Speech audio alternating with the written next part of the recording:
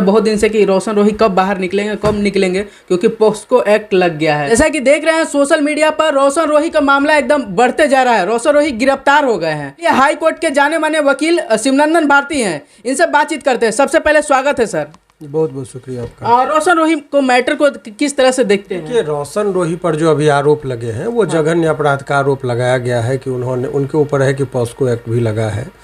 अब सवाल ये है कि पॉक्सो में सामान्यतः बेल कठिन होता है, तो लोगों ने भी एक ओपिनियन बनाना शुरू किया कि बेल नहीं मिलेगा, लेकिन वो पर्याप्त नहीं है। हर व्यक्ति जिसके ऊपर पॉक्सो लग गया इसका मतलब ये नहीं कि उसको बेल नहीं मिलेगा। अब इनके केस में देखिए, पॉक्सो जो है, यदि किसी बच्चे को यदि कोई शारीरिक शोषण करता है, खास करके फिजिकली दृष्टिकोण से, तो उन सब से बचाने के लिए एक्ट को लाया गया था। अब ये जो रोशन रोही पर जो आरोप लगाया गया है पॉक्सो के लिए, तो पॉक्सो का सबसे बारीकी चीज़ जब देखेंगे बचाने के लिए, जो डिफेंस में जो जज साहब देखते हैं वो ये देखते हैं कि वो जो पीड़िता है जिसने आरोप लगाया उसकी उम्र क्या है, क्या सचमुच वो माइनर है या नहीं है। तो हम लोगों के यहाँ सबूत के तौर पर दिखाना था। किसी के मौखिक कह देने से कि मैं 13 साल की हूँ तो वो नहीं हो जाता। जैसे मान लीजिए अभी मान लीजिए कोई भी महिला, मान लीजिए ममता बनर्जी, वो यदि कह देंगे कि मैं बच्चा हूँ तो बच्चा तो नहीं हो जाएगा। उनका जो उम्र निर्धारित है वो तो बालिग है तो बालिग है।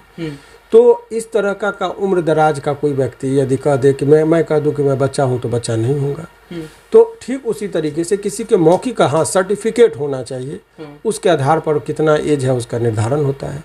इनके केस में कोई सर्टिफिकेट नहीं दिया गया था। इवन कि डॉक्टर ने जांच के दौरान ये पाया कि वो बच्ची जो आरोप लगा रही है वो वयस्क है। वो मैं नहीं कर रहा हूँ, आप चाहे तो अपने कैमरामैन को कह के मैं रिपोर्ट आपको दिखा रहा हूँ। वो मेडिकल का रोशन रोही का पूरा फाइल लेके बैठे हुए हैं सर। कैसे वो बेल जेल, मैं जो कह रहा हूँ कि बेल होगा और बहुत जल्दी वो सलाखों के बाहर आएंगे, वो रिपोर्ट के आधार पर मैं कह रहा हूँ। रिपोर्ट देखिए, कोर्ट के आगे जो भी बात आप बोलते हैं उसके सपोर्ट में कोई आपको डॉक्यूमेंट्स दिखाना होगा। यदि आप ये कहना चाह रहे हैं कि मैं एक मिनट रुकिए मैं निकाल लेता हूँ सब वो थोड़ा सा पेज का, उससे आपको ये पता चल जाएगा कि जिस बच्ची का के ऊपर आरोप जो बच्ची लगाई है, एक मिनट थोड़ा सा ये देखिए, जन्म कहाँ चला गया, हाँ ये देखिए, ये देखिए एज जो निर्धारित किया गया उनके द्वारा 19 से 20, देखिए यहाँ 19-20 ईयर्स माने 19 से 20 वर्ष का उसका एज बताया गया, यानी कि बच्चा नहीं है वो। जब तो जैसे ही आप वयस्क हो गए तो पॉक्सो हट जाएगा, उस पर लागू नहीं होगा और उसको बहुत आसानी से बेल मिलेगा। नंबर 1, रेप किसी भी वो तो पॉक्सो लग गया। रेप किसी भी महिला के साथ हो सकता है, वो किसी भी एज का हो, उस पर भी लागू होता है। तो 376 रेप का है सेक्शन। अब 376 जो है वो उसका इंग्रेडिएंट है कि यदि किसी के साथ ज़बरदस्ती कोई संबंध स्थापित करेगा तो उसके फिजिकल शरीर पर जो कोई ना कोई दाग रहेगा, नुछार रहेगा, चोट का जख्म का निशान रहेगा। तो मेडिकल में इस तरह का वो भी आया कि इनके ऊपर कोई भी इस तरह का जख्म का निशान नहीं पाया गया, ना ही कोई इनके ऊपर जो है सो किसी तरीके का किसी भी व्यक्ति का, यदि आप समझिए सच्चाई की बात है, किसी भी व्यक्ति के साथ यदि कहीं कोई दुष्कर्म होगा तो उस जगह को कभी कोई भूलेगा, उस तिथि और समय को भूलेगा। लोग सपना में चहक के उठता है, उसको दिमाग में चलता है कि मेरे साथ दुष्कर्म हुआ, दिन घटना समय सब याद रहता है, क्योंकि वो जीवन का बहुत ही दुखद पल होता है। इनसे जब पूछा गया तो बोली 2022 मार्च में, तिथि याद नहीं है कि कब हमारे साथ क्या हुआ, घटना और तिथि याद नहीं है। यानी कि पूरी तरह याद क्यों नहीं है, क्योंकि इस तरह की बात हम लोग जो कोर्ट में बहस करते हैं कि इस तरह की कोई वारदात हुई नहीं थी, हम लोग कहते हैं माय लॉर्ड इस तरह की वारदात होता तो लोगों को याद रहता है। चौहद्दी घटना का बताइए कहाँ हुआ, तो कब बताइएगा, पूर्व पश्चिम में क्या था, कुछ नहीं, जब घटना होगा स्थल होगा तभी बताइएगा। तो इस सब तमाम तरह के चीज़ पर हम लोग पूछताछ करते हैं, और यदि नहीं बताया तो लगता है कि झूठा आरोप है और इसका संदेह का लाभ अभियुक्त को मिलता है। तो इनके केस में जो डायरी बता रहा है, उस डायरी का मतलब अनुसंधान के दौरान पुलिस ने जो अभी तक पाया है, तो उसमें और डॉक्टर ने जाँच करके जो बताया, तो डॉक्टर ने बताया कि इनका एज जो है तो 20 साल की है। तो इस तरीके से इनको बहुत जल्दी बेल मिलेगा, और इस ग्राउंड पे अनेकों लोगों को बेल मिला भी है। आप देखिए जो जितना भी केस देखिए, इसमें भी 376 लगा था।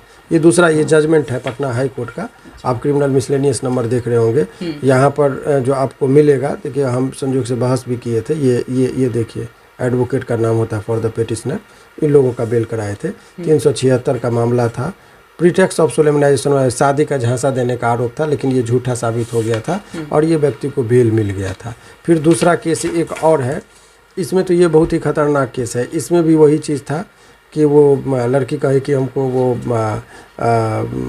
नशा का सामान खिला के दुष्कर्म किया था, लड़का डॉक्टर था, लेकिन ये शादी करने के दबाव बनाने के लिए केस किया गया था। इसमें भी आप देखिए, यहाँ पर हम चाहेंगे कैमरामैन को दिखाइए, इसमें भी मैंने बहस किया था और ये बेल मिला था। मतलब पोस्को एक्ट लगने के मतलब लग गया है, फिर भी मतलब अनेकों केस में मैंने आपको दिखाया ना जजमेंट। तो ये जो लोगों के बीच में गुमराह करने की बातें चले कि बेल नहीं होगा, हताश निराश, वो नहीं है। आदमी को यदि आप निर्दोष है तो समय लगता है, नो डाउट, लेकिन बेल मिलता है और मिला ही बहुत लोगों को।